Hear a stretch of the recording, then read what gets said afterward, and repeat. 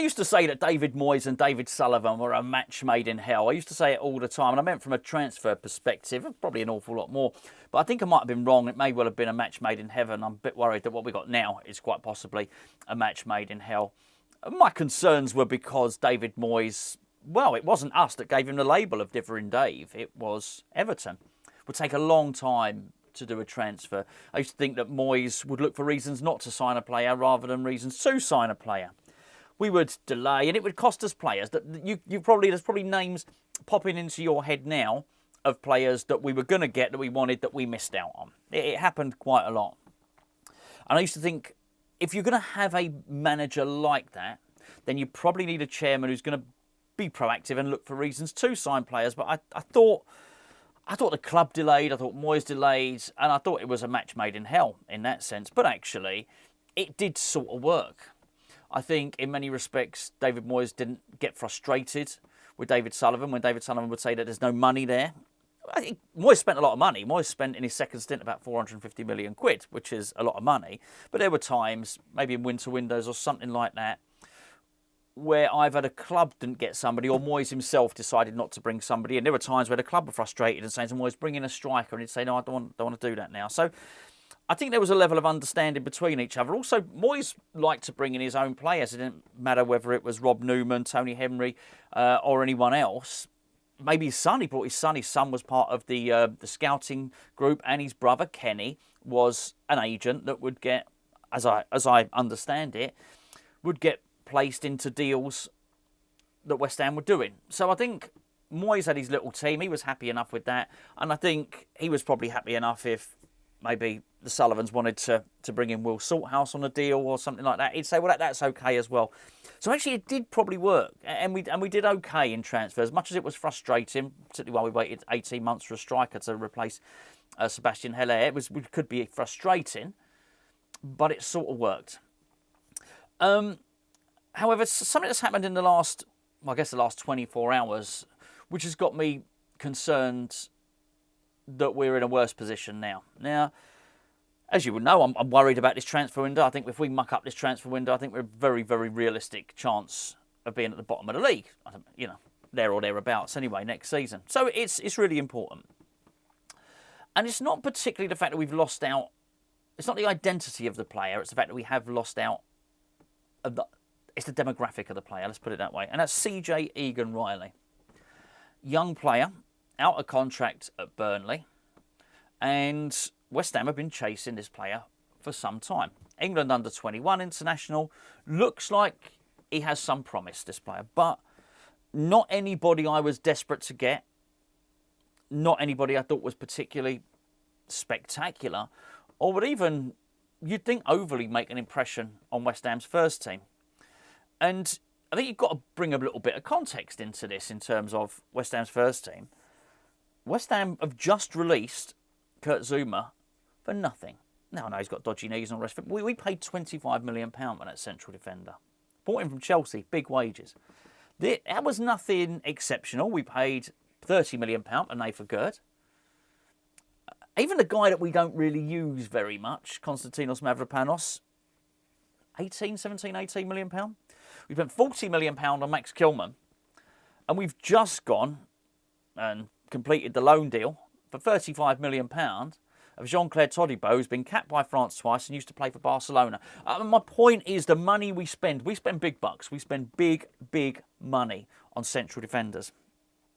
So realistically, when I heard we were interested in a championship defender, albeit one with some promise, okay, I wasn't stood alongside the 105 million we spent on the defence, including Wan-Bissaka, by the way, in that, last summer or whatever it was. Okay, no problem. The biggest problem is that he has rejected us, because I think it shows one of two things. It might show a bit of both, but it's how quickly West Ham have fallen within the last 12 months, I would say. I think it shows that, or it shows how much we're struggling to get deals over the line. There are a few players that we know that we've either bid for, if we can put them in the same category, either bid for or made an inquiry to the club or the player saying we'd like to sign this player. Not each and every one has been an official bid, but we knew there was interest there. And, well, it looks like we've just failed on almost every single one. And we haven't made a signing yet. My concern remains that Graham Potter has never done this job before. He's been a head coach, now he's a manager and he's involved in recruitment. My other concern is his right-hand man, Carl McCauley, was a data analyst, now he's head of recruitment. He's never done this before. He's never gone and met with players. He's never gone and met with agents. He's never done this stuff before. So my concern has always been, why are we doing this? Why did we not sack Tim Stighton? Okay, fine. Bring in another director of football. Bring in somebody that can do this job and that can negotiate. Say what you want about Tim. The player would be on the jet. Not that you've got to fly somebody in from Burnley, but you know what I mean. The player would be on the jet. It'd be signed. Picture on the jet, arms around the player. Fabrizio Romano would be saying, West Ham are just about to sign XYZ. Here we go. Brilliant. It concerns me that we've not been able to do that. And people will say it's early in the transfer window, but we're now looking at 5 or 6 players who we've tried to get and we've failed. And it started back in January. Before I go into that, can I please point in the direction of today's video sponsor, which is Surfshark. Surfshark are a VPN. Why do you need a VPN? I'll tell you why you need a VPN, actually. Well, there are a number of reasons. Firstly, you might just want to encrypt your data browsing. You might want to protect, not have people snooping around, being able to hack you or being able to look at what you're doing, be you on 5G or if you're on maybe a public Wi-Fi or something like that. Maybe, just maybe, you do your internet banking and you want to protect that stuff. Let's be fair, you don't want anybody getting their eyes on all that type of stuff. But as I found out recently when I was out of the country, I went and... Have you ever been on social media and you might see a video on there and it will say this video, you'll click on it and it will be something, it'll be a clickbait title and you'll go and click on it. Might be a goal, might be a knockout in a boxing, could anything like that, and it will say this video is not available in your location. We've all seen that, right? Well, Surfshark will enable you to sort of bypass that, and I was able to do that when I was on holiday recently because you could just change your location. So if that video is only available in Spain, that's all right on Surfshark. Change your location to Spain. If you're out of the country and you want to access all your normal UK content, change your location back to the UK. It's an encryption device, but it also allows you to view content that ordinarily you would not be able to view in the location you're in. We got a really great deal on Hammers Chat. Got 4 months free and a 30-day money-back guarantee. You've got to use the link in the description below. Which is surfshark.com/HammersChat, or just go onto Surfshark. When it asks if you've got a discount code, you do. It's HammersChat, all one word. Multiple devices on the same offer, on the same membership, on the same login that you have. You can put your phone on it, you can put your laptop, put your TV, put all that good stuff all in one go on Surfshark. And even if you don't use Surfshark, I would highly recommend that everybody gets a VPN in this day and age. As I say, link is in the description below for that. So players that we bid for from January. Okay. Well, we bid for Evan Ferguson, and that's the successful one, right?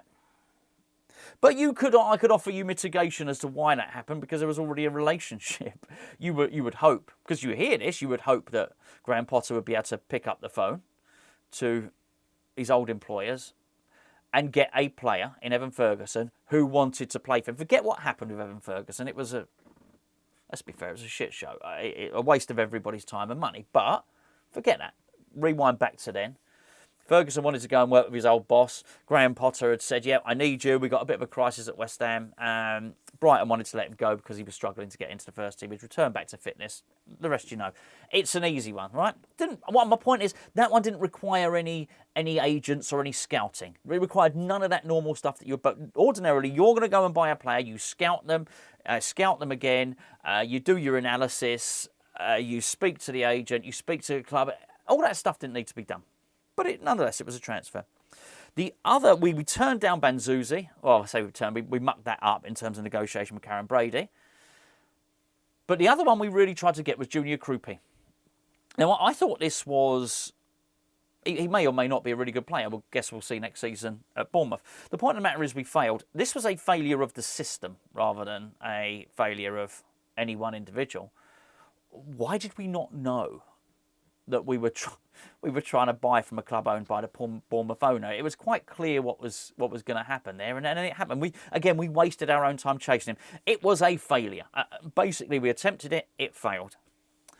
Towards the end of the window, we instructed agents to go and approach Samu Amorodi, and we were told no chance. That was a failure. There was big interest there. We know that we made 2 separate approaches for Jonathan David. Now, I understand ex-West Ham United employees said yesterday there is a slim chance still. But I think by and large we can say that we've failed. He's decided to join someone else. Now, it may well be that other club don't want him, but by and large that has been a failure. We got Angel Gomez, which is also a failure. We heard that Carl Walker-Peters was a slam dunk, and now we hear that lots of other people are interested. The guy at Bruges, whose name escapes me, it looks like that's not going to happen either, and there was a lot of interest there. And then we get to CJ Egan-Riley. Now, to be fair, he was one of a number of Burnley players linked to us by ex-West Ham United employee. And the truth of the matter is we've had talks, and as I understand, successful talks with Josh Brownhill. If we wanted to sign him, we could sign him. If we don't, that's our decision. But I think, by and large, he would be prepared to join. But everybody else has been a failure. And that is a major concern. And CJ Egan-Riley, he wants to, I think it said he's excited. He's got a 4-year deal on offer by Marseille. And I know people say, well, why wouldn't he join Marseille instead of West Ham? But that's entirely my point. That wouldn't have been the case a year ago. And that's how much we've fallen.